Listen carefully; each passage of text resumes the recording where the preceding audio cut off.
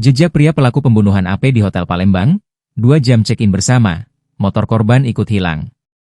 Teka-teki kasus pembunuhan terhadap Anti Puspitasari alias AP, 22, ditemukan tewas di Hotel Lendosis Palembang, Sabtu kemarin, 11 Oktober 2025, mulai memunculkan titik terang. Setelah tim Polrestabes Palembang menemukan sejumlah fakta terkait hasil awal penyelidikan kasus pembunuhan sadis tersebut. Apalagi setelah kepolisian mengantongi bukti rekaman CCTV hotel memperlihatkan sosok pria terduga pelaku pembunuhan saat bersama dengan AP masuk ke hotel.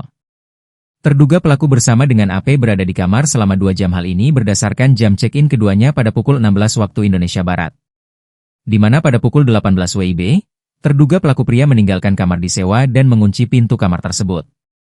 Kapolrestabes Palembang, Kombes Pol Haryo Sugihartono pada Senin, 13 Oktober 2025, menjelaskan selain dibunuh, korban juga menjadi korban pencurian sebab sepeda motornya hingga kini tak ditemukan.